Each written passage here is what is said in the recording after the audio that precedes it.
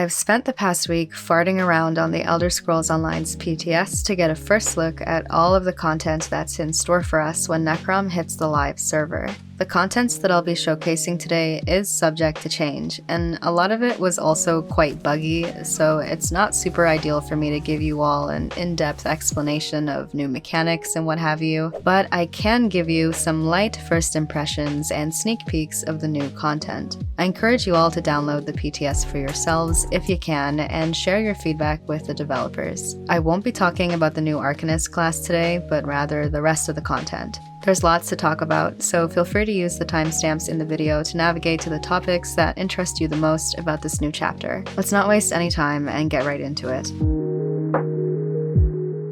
A common sentiment that I've been hearing from those that have been keeping up with the Necrom press events and other related content online is that Necrom looks like a clone of Vvardenfell, an ESO chapter zone that came out several years ago. I could see how people would come to this conclusion. Heck, even I was guilty of thinking this just from watching the B-roll footage of Necrom that we were provided. Of course, both Necrom and Vvardenfell are located in the Morrowind region of Tamriel, so it makes perfect sense that these two zones would look alike. But some players were concerned that they would look a bit too similar, kind of like how High Isle and Galen look almost identical. But the reality is that Necrom holds its own weight and establishes its own unique presence in Tamriel. While there definitely are a lot of reused assets, that buzzword that everyone loves to spam in my comments, from Vvardenfell, there are many aspects to Necrom that make the place distinct and distinguishable. Some of the most noticeable differences are the lighting and colors of the zone. A lot of zones have very unique color palettes, and the way the light hits these colors can further accentuate the iconic tints and tones of a locale, like Artam's soft pastel hues or Rivenspire's somber and gloomy undertones. Necrom is covered in a verdant blanket of greenery, and the warm lighting creates a very vibrant and colorful landscape that differs slightly from the kinds of scenes that we're used to seeing in Vvardenfell. There's far less ash and smoke and lava, and far more trees and mushrooms and other forms of flora. This place is a prime spot for all of you screenshot enthusiasts from the ESO fam on Twitter, that's for sure. There are also a lot of different kinds of mushrooms and vegetation scattered throughout the jagged cliffsides and rolling valleys that are entirely new to the game. Necrom feels like a fairly medium-sized zone, but Apocrypha felt rather large. It took a significant amount of time to travel from one end of the zone to the other, which we love to see. The Apocrypha zone has two distinct biomes that are truly out of this world. For those that have played the Dragonborn DLC, you'll come to recognize a lot of the creatures and oddities in the Endless Library biome. There are also a lot of new monsters that have been added, like this ugly-ass motherfucker. I have never been genuinely spooked by an ad in ESO before, but I almost shit my pants when I saw this spawn of Satan for the first time. Man, should've never smoked that shit. Now I'm in the Chroma Incognito biome. This place is absolutely whack. It's how I imagine Ohio looks like. Shout out to Ohio. The developers managed to make this area look eerily beautiful yet jarring at the same time, kind of like a dream or a nightmare. Speaking of dreams and nightmares, the other day I spent quite a few hours in this biome and in the new world event instance, which I will touch on later. After I had my fill of PTS content for the day and swapped back to the live server to do guildmaster duties, I loaded into Alinor and immediately got whiplash from just how different the environments were. It almost felt like I had been playing a completely different game, or like it had all just been a dream, because the new content didn't even feel like the ESO that I was used to, and that's a good thing. I think that thought is a pretty fair overall assessment of the new zones. I would say that the world bosses in Necrom and Apocrypha were definitely trickier to defeat than the world bosses of other DLC zones. And I do like that Sauce is leaning more towards creating these more difficult overland encounters that require a team of players to comfortably defeat, as well as a fair amount of mechanic awareness. With many other DLC world bosses, you can more or less ignore mechanics and just parse your heart out if you do a lot of DPS, but some of these world boss encounters required you to actually do the mechanics or risk not being able to defeat the boss. In light of this, defeating a world boss took a fair amount of time, even with a partner. I will say though, I find that the average ESO player that partakes in overland activities isn't the most aware of mechanics. You can observe this notion when you see players completely ignoring the floating ghosties that heal the pikes and spawn in monsters in Harrowstorm events, or when players stand in the line of fire of a dragon's very obviously telegraphed aerial attack. Thus, mechanic-heavy world bosses could be a turnoff to some players, although I personally enjoy the challenge of having to do damage, heal myself, and be mindful of mechanics in exchange for some pretty sweet rewards. If you're used to completing world bosses completely solo though, you might run into some difficulties with these ones. The new world event is interesting and entirely unlike any world event that exists in the game. I'm working on a much more thorough guide about the Bastion Nymic world events, so I'll save the explanations of the mechanics and secrets for that video. But I will mention that on the PTS, it seems to only be possible to complete this event once per day per character. Bastion Nymic is an instanced event that only members of your group will be able to access. In order to enter Bastion Nymic, you have to have collected 5 Daedric Ichor, which can drop from Herald Seekers. In order to receive this material, I had to speak with this Ordinator and receive the world event quest first. The Daedric Ichor would not drop otherwise. Upon accepting the quest, every time you kill one of these Seekers, you receive 1 Daedric Ichor from it for each member of your group that loots it. So if you had 5 members in your group and you all killed 1 Seeker, you should receive enough Ichor to go through one of the portals that takes you to the actual world event. These Seekers are pretty tough enemies, and sometimes they were a little tricky to find. Because I only ever completed this world event with 1 other player, we had to find 3 to kill before we had enough Ichor to access the event portal. Once you have the goods, you're directed to enter Bastion Nymic through one of these nasty-looking pools. The world event itself can be a fairly lengthy one if you decide to kill all of the bosses in each wing and find all of the secret encounters. The nice thing is that you do have the choice to partake in all of this extra content if you wish. It's not mandatory. You could just port into Bastion Nymic after collecting 5 Daedric Ichor, kill a singular boss in one of the wings to gain access to the final encounter, dunk on the Herald, collect your loot from the glowing treasure chest, and skedaddle to go turn your quest in for the day. However many additional encounters you wish to defeat with your group is entirely up to you guys, although keep in mind that once you defeat the final encounter, you will get locked out of the additional wings.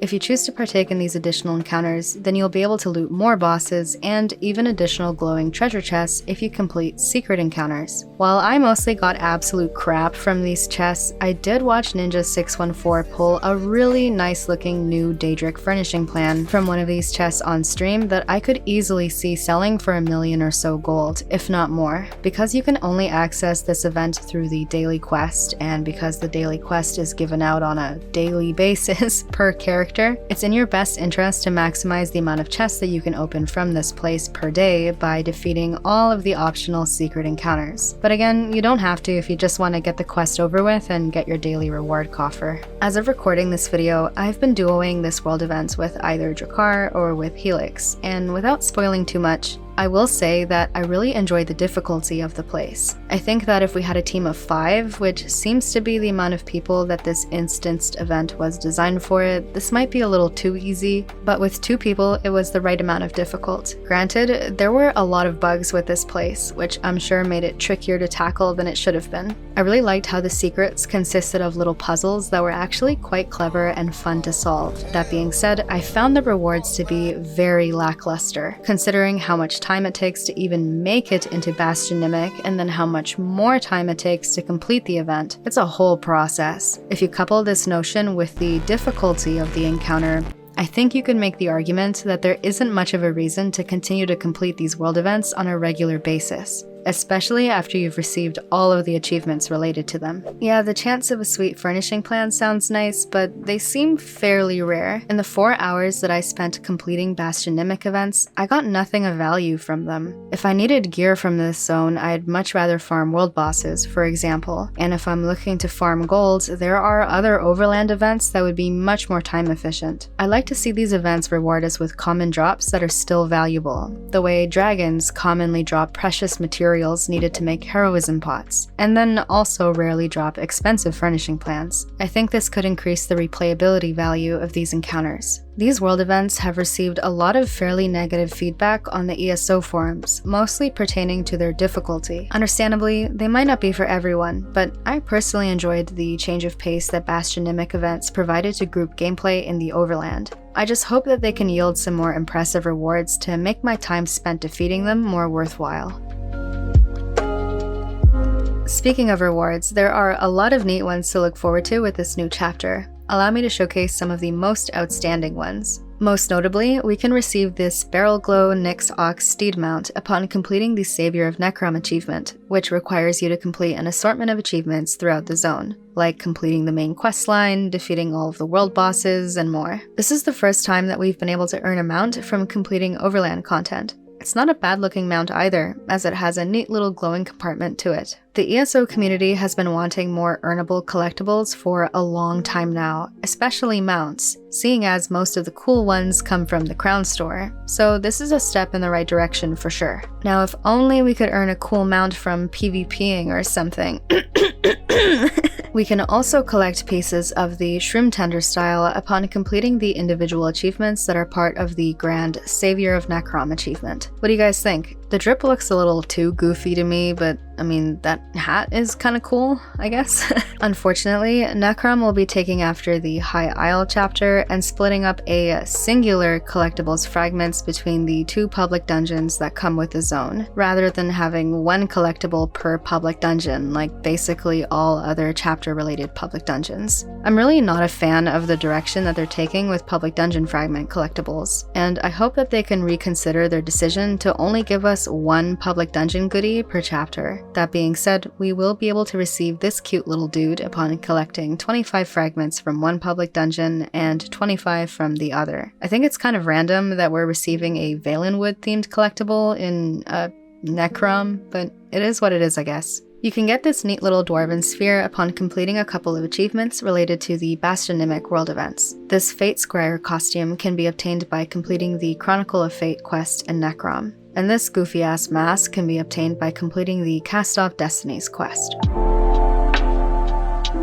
Whoever's in charge of designing the furnishings for Necrom needs a raise. They did an excellent job at creating them. I'm just gonna quickly showcase a handful of them so that you guys can get a general gist of what kind of furnishings we can expect to receive from this chapter. But I'll leave some links in the description to channels and resources that will showcase them in greater detail. Even though I don't play any Dark Elves myself, I actually really love furnishings that have a Dunmeri theme to them, especially the Telvanni themed furnishings. I mean, my guild's guild hall is located in a Telvanni mushroom after all. I think that the new Dunmer themed furnishings are definitely an upgrade to the existing Dunmer furnishings in the game, and those furnishings are already goated, so that says a lot. I'd be willing to wager that the furnishing plans for these will be quite valuable and likewise expensive, especially when Necrom is initially released. I'll definitely be buying quite a few of these furnishings myself to redecorate my guild hall. If you'd like to get these plans for yourself without buying them for gold, be sure to loot as many containers as you can while you're in Necrom and Apocrypha.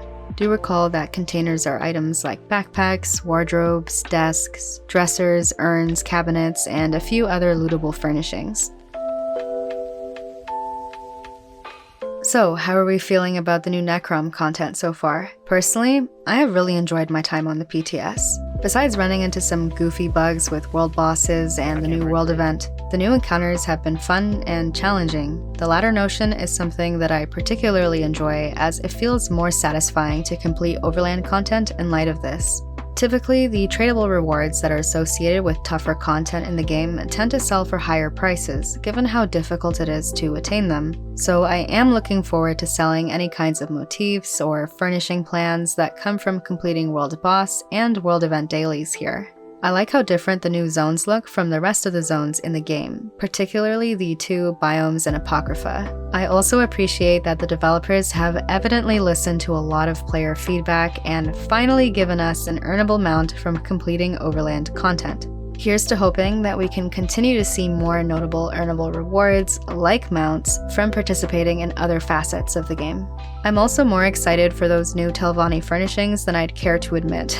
I think that a lot of ESO fans are going to be eating good this year, but I'm eager to hear your thoughts about everything. What about the new content are you most excited for? Is there anything that you aren't too fond of? That's gonna do it for this video. Thank you for watching, and thank you to my YouTube members for their additional support. I'll see you gamers in the next video. Until then, cheers.